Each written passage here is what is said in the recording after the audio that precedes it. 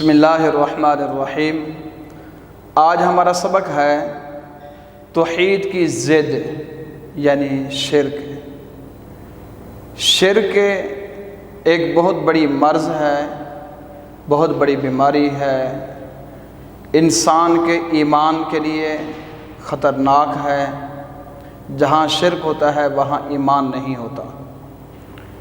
شرک ہے کیا؟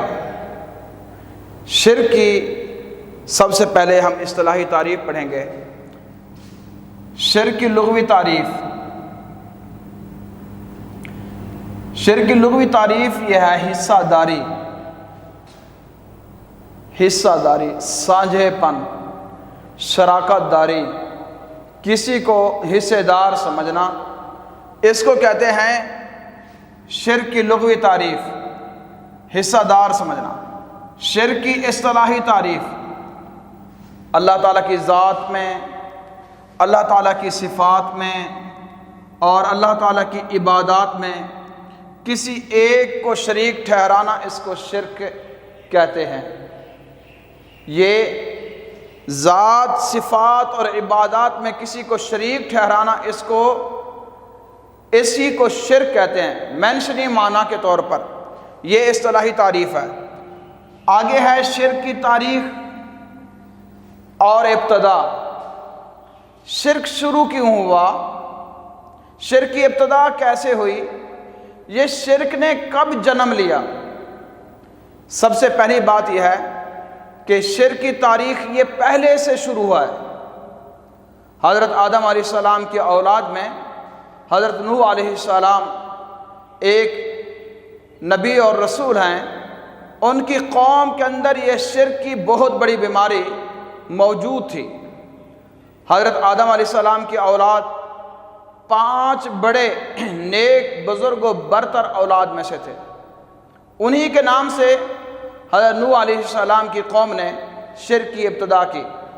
اصل شرک کی وجہ اور شرک کا سبب کیا بنا؟ شرک کی ابتدا ہوئی کیسے ہے؟ لوگوں نے جس چیز کو ہیبت ناک دیکھا اس چیز کو دیوتا سمجھ بیٹھے، اور جس چیز سے نفع حاصل کیا اسے بھی دیوتا اور خدا بنا بیٹھے۔ انہوں نے کہا اسی سے نفع ہوتا ہے، اسی سے نقصان ہوتا ہے، یہ نقصان زدہ چیز سے بچو، وگرنہ اس سے انسان کے اوپر موت ہو سکتی ہے۔ یہ نفع بخش چیز ہے، اسی کی آپ پوجا کرو، اس سے آپ کو فائدہ ہوگا۔ یہ شرک کی ابتدا نفع بخش اور ہیبت زدہ چیز کو دیکھ کر انسان جو ہے ان کو خدا مانتا ہے، اور اسی کو شرک کہتے ہیں۔ آگے میں شرک کی چند ایک صورتیں آپ حضرات کے سامنے بیان کرتا ہوں، جن کے اندر شرک عمومی طور پر بہت زیادہ ہوتا ہے، اور اسی سے نمبر 1 بتوں کی پوجا کرنا، نمبر 2 مظاہر قدرت کی پرستش۔ اللہ تعالیٰ کی قدرت کا اظہار ہوا، ان لوگوں نے اس کی پرستش کرنا شروع کر دی۔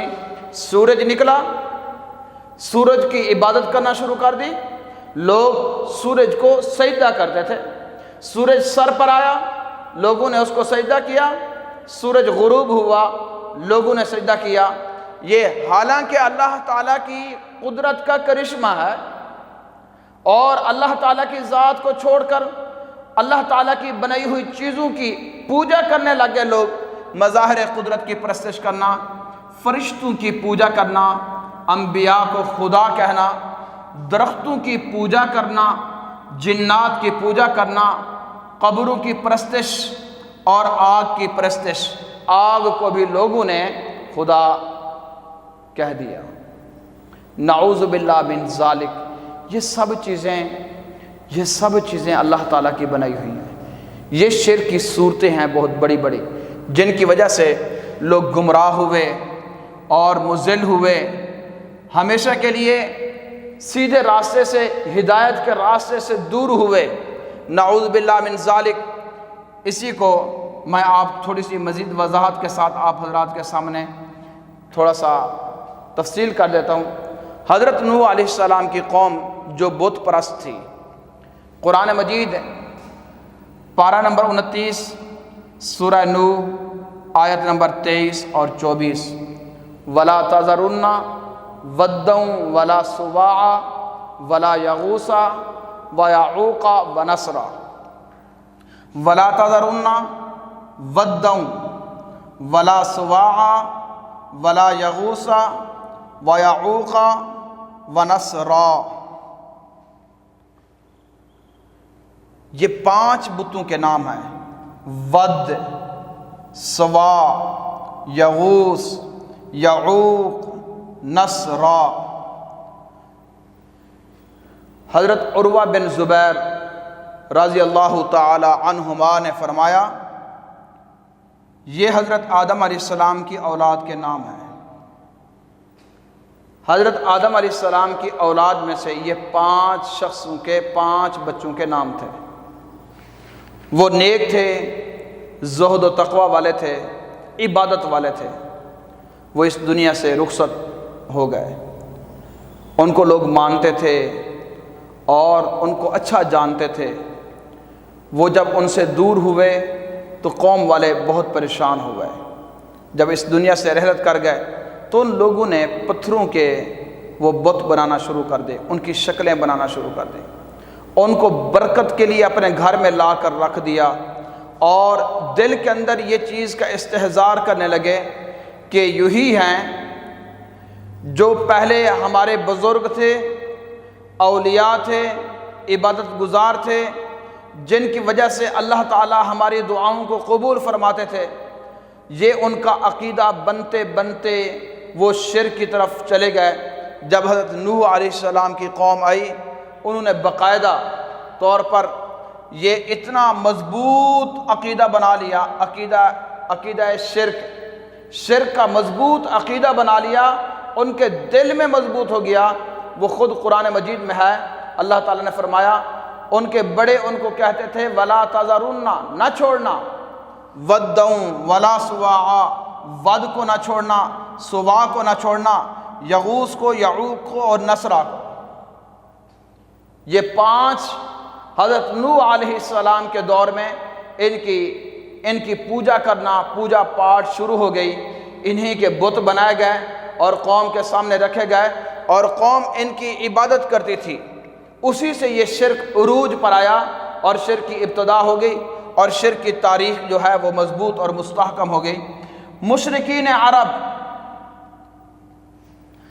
عرب کے آپ کو پتہ ہے بیت اللہ کے اندر 360 بت پڑے تھے۔ لوگ بتوں کی پوجا کرتے تھے۔ حضرت ابراہیم علیہ السلام کے باپ آزر وہ بتوں کی پوجا کرتے تھے، بلکہ بتوں کو بناتے تھے، اس کی خرید و فروخت کرتے تھے۔ یہ بخار کا بت ہے، یہ شفا والا بت ہے، یہ رزق دینے والا ہے، یہ بیماری کے ہزاروں بت انہوں نے بنا کے رکھے ہوتے اور ان کی پوجا پاٹ کرتے تھے۔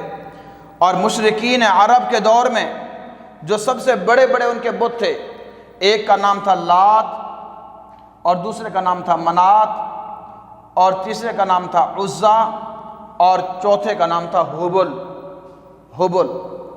لات، منات، عزا اور ہبل، یہ مشرکین مکہ عرب کے جو بڑے مشرک اور ان کے سردار تھے، انہوں نے یہ بتوں کے نام رکھے اور ان کی بڑی عبادت کرتے تھے۔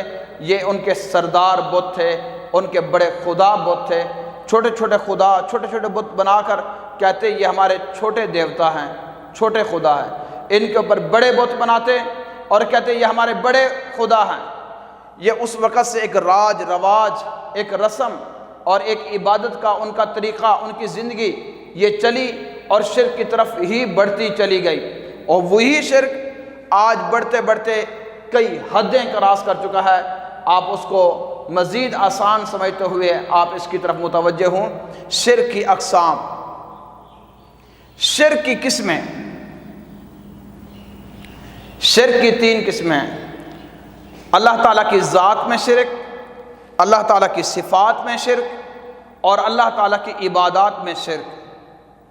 3 قسمیں سب سے بڑی ہیں اور اس کے ساتھ چھوٹی چھوٹی اور بھی شرک کی قسمیں ہیں۔ ذات میں شرک کیا ہے؟ ذات میں ذات میں شرک یہ ہے اللہ تعالیٰ کی حقیقت میں کسی دوسرے کو حصہ دار سمجھنا، اللہ تعالیٰ کی حقیقت میں کسی دوسرے کو حصہ دار سمجھنا، اللہ تعالیٰ کی حقیقت میں کسی کو شریک ٹھہرانا، جیسے قل هو اللہ احد اللہ الصمد لم یلد ولم یولد، لم یلد ولم یولد، نہ اللہ کسی کی اولاد ہے نہ اللہ کی کوئی اولاد ہے۔ اللہ کی اولاد سمجھنا، مثلا اللہ کا بیٹا بیٹی سمجھنا، یہ بیٹا اور بیٹی جو سمجھنا ہے یہ کیا ہے؟ یہ ایک عجیب عقیدہ۔ اللہ تعالیٰ کی ذات باپ اور بیٹے کی حقیقت ایک ہوتی ہے۔ جب اللہ کا آپ نے بیٹا بنا لیا یا کسی نے بیٹا سمجھا، اور وہ تو ایسے سمجھو کہ اس نے اللہ کی حقیقت میں کسی کو حصے دار سمجھا۔ ذات میں حقیقت کی یہ سب سے بڑی دلیل ہے، اللہ تعالیٰ نے خود ہی اس کا انکار کر دیا، لم ولم، کہ اللہ بھی کسی کی اولاد نہیں ہے اور اللہ تعالیٰ کی بھی کوئی اولاد نہیں ہے، نہ کوئی اللہ کا بیٹا ہے نہ اللہ تعالیٰ کی کوئی بیٹی ہے، لم یلد ولم یولد۔ اس سے دو عقیدے پروان چڑھے، دو عقیدے، ایک کا نام ہے عقیدہ تنویس اور ایک کا نام ہے عقیدہ تثلیث۔ عقیدہ تنویس اور عقیدہ تثلیث، یہ دو بڑے عقیدے پھر ایک جنم لیے تاریخ کی ہسٹری میں، تاریخ کی زندگی میں۔ لوگوں نے عقیدہ تنویس جو ہے وہ کیا ہے؟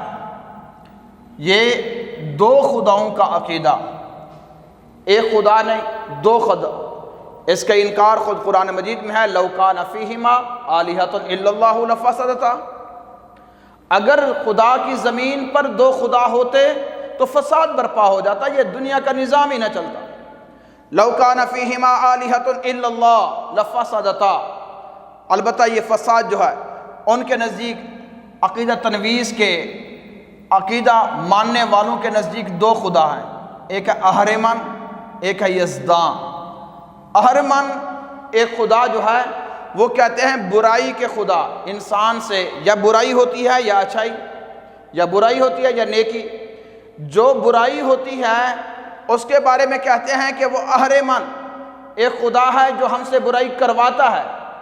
اور عقیدہ تنویس کے دوسرے لوگ کہتے ہیں ایک یزدان، نیکی کا خدا ہے جو بھلائی کرواتا ہے، ہم سے اچھائی کراتا ہے۔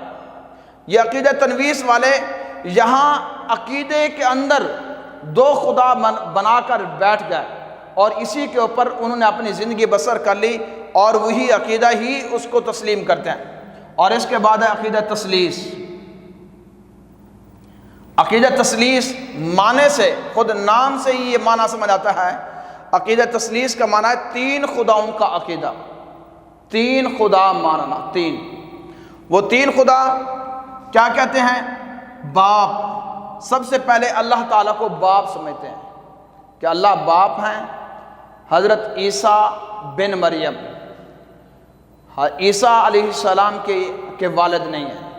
سورہ آل عمران کے اندر اور سورہ مریم کے اندر قرآن مجید میں اس کے واقعات موجود ہیں، وہ کیسے حضرت عیسیٰ علیہ السلام پیدا ہوئے اور عیسیٰ علیہ السلام کی ماں مریم سلام اللہ علیہا وہ نیک سیرت اور ایک پاکیزہ اور مقدس اور ایک عزیز اور محترم خاتون تھی، جو اس کے اوپر کوئی شک و شبہ کی گنجائش نہیں ہے۔ حضرت عیسیٰ علیہ السلام کے باپ نہیں ہیں، عیسیٰ بن مریم سلام اللہ علیہ۔ وہ کہتے ہیں عیسیٰ علیہ السلام کا جو باپ نہیں ہے تو پھر کون ہے؟ عقیدہ تثلیث میں انہوں نے کہا کہ پھر باپ جو ہے وہ خدا ہے۔ یہاں سے انہوں نے یہ اللہ تعالیٰ کو باپ کہا اور عیسیٰ علیہ السلام کو بیٹا۔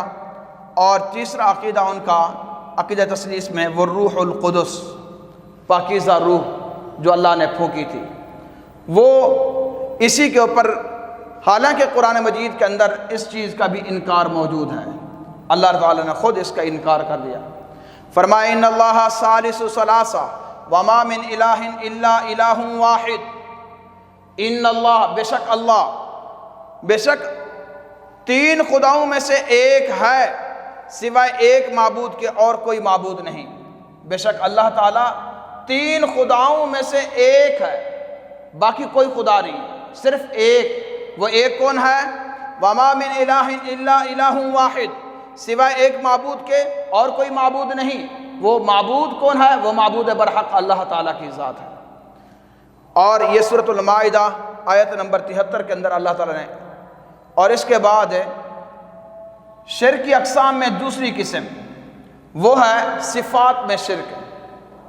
اللہ تعالیٰ کو صفات میں کامل مکمل اکمل تسلیم نہ کرنا، اور صفات میں کسی اور کو صفات کے اندر یعنی حقیقی سمجھنا، جیسے اللہ تعالیٰ جیسی صفات کسی اور میں ماننا، مثلا ازلی ابدی، فلاں پہنچی ہوئی سرکار ہے، فلاں پہنچے ہوا پیر ہے، وہ فلاں وہ غیب کی خبر بتا دیتا ہے، وہ ہمارے اندر کو جانتا ہے، وہ جو کچھ ہم کہتے ہیں وہ سنتا ہے، حالانکہ سننے میں کامل مکمل اکمل اللہ کی ذات ہے، دیکھنے میں کامل مکمل اکمل اللہ تعالیٰ کی ذات ہے۔ اللہ تعالیٰ کی صفات کے اندر کوئی اور شریک نہیں ہے۔ اگر کوئی شخص اس میں کسی کو شریک سمجھتا ہے تو وہ صفات میں شرک کرتا ہے، اللہ تعالیٰ کی صفات میں کسی کو ازلی اور ابدی سمجھتا ہے تو یہ صفات میں شرک ہے۔ اور اس کے بعد ہے تیسری قسم عبادات میں شرک، صفات کے تقاضوں میں شرک۔ وہ کیا ہے؟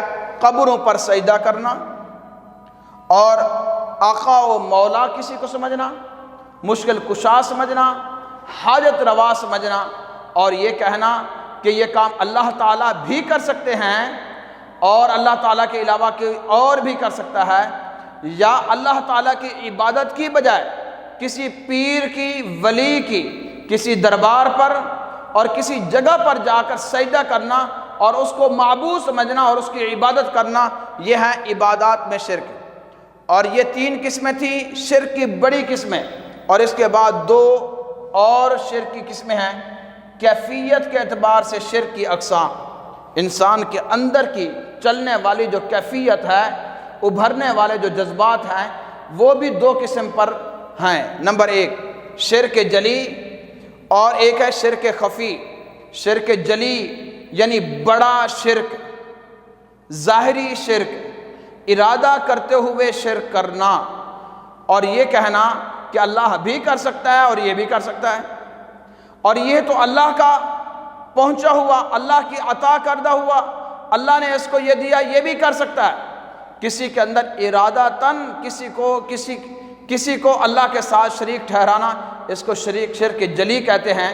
اور شرک خفی ہے غیر محسوس طریقے سے شرک کرنا، غیر محسوس طریقے سے شرک کرنا، اس کو شرک خفی کہتے ہیں۔ یہ اندر سے یہ شرک کی ابھرتے ہوئے جذبات کا نام ہے۔ اللہ تعالیٰ سے دعا ہے کہ اللہ رب العزت یہ شرک کے متعلق جو کچھ کہا، اس شرک کی بیماری سے ہم سب کو محفوظ فرمائے، اور انشاءاللہ اگلے لیکچر میں شرک کی مذمت قرآن کی روشنی میں، شرک کی مذمت حدیث کی روشنی میں، اور شرک کے نتائج انشاءاللہ اگلے لیکچر کے اندر بیان کیے جائیں گے۔ اللہ تعالیٰ سے دعا ہے جو کچھ کہا گیا سنا گیا اس کو اللہ تعالیٰ قبول فرمائے اور شرک کی بیماری اور لعنت سے محفوظ فرمائے۔ جزاکم اللہ وسلم۔